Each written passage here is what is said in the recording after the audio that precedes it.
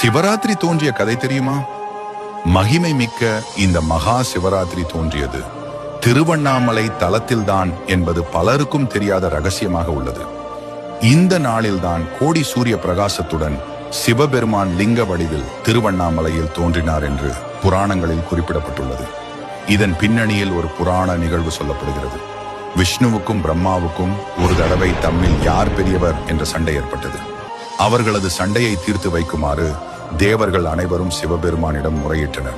அதை ஏற்று சிவபெருமான் மிகப்பெரிய நெருப்பு பிழம்பாக விஷ்ணு பிரம்மா இருவர் முன்பும் தோன்றினார்.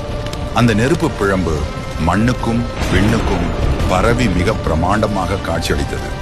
அந்த நெருப்பு பிழம்பு விஷ்ணு பிரம்மா இருவரிடமும், எனது அடிமுடியை யார் முதலில் தொட்டு வருகிறீர்களோ அவரே இந்த உலகின் பெரியவர் ஆவார் என்றது. உடனே விஷ்ணு வராக பன்றி உருவம் எடுத்து அந்த நெருப்பு பிழம்பின் அடியை காண்பதற்காக பூமியை துளைத்து சென்றார். பிரம்மனோ அன்ன பறவையாக மாறி நெருப்பு பிழம்பின் முடியை கண்டு வருகிறேன் என்று உயரே பறந்து சென்றார். பல ஆண்டுகள் யுகங்களாக முயன்றும் விஷ்ணு பிரம்மா இருவராலும் அந்த நெருப்பு பிழம்பின் அடி முடியை காண இயலவில்லை. இது ஈசனின் செயலாகத்தான் இருக்கும் என்பதை உணர்ந்த விஷ்ணு தனது முயற்சியை கைவிட்டு திரும்பி வந்தார். அவரிடம் இருந்த ஆணவம் காணாமல் போய்விட்டது. ஆனால் பிரம்மாவிடம் இருந்த அகந்தை மட்டும் நீங்கவில்லை. உயர பறக்க முடியாமல் சோர்வடைந்து திரும்பிக் கொண்டிருந்த பிரம்மா ஒரு தாழம்பூவை பார்த்தார். அந்த தாழம்பூ ஈசனின் முடியிலிருந்து விழுந்து பல 100 யுகங்களாக கீழே வந்து கொண்டிருப்பதை அறிந்தார். நெருப்பு பிழம்பின் முடியை தான் கண்டதாக பொய் சொல்ல வேண்டும் என்று அந்த தாழம்பூவிடம் பிரம்மா கேட்டுக்கொண்டார். தாழம்பூவும் அதற்கு சம்மதித்தது. தரை இறங்கியதும் அந்த தாழம்பூ பொய் சாட்சி சொன்னது. அவ்வளவுதான்.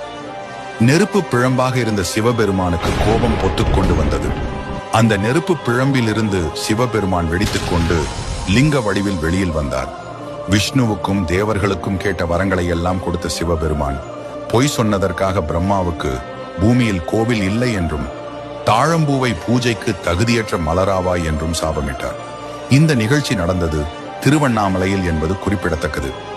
இந்த அக்னியில் இருந்து வெளியில் வந்த சிவபெருமான் லிங்கோத்பவர் வடிவில் காட்சி கொடுத்தார். இதனால் திருவண்ணாமலையில் தான் முதலில் லிங்க வழிபாடு தோன்றியது என்பது உறுதியாகிறது. மாசி மாத சிவராத்திரி அன்று இந்த நிகழ்வு நடந்ததால் அது மகா சிவராத்திரி என்று சிறப்பித்து கூறப்படுகிறது.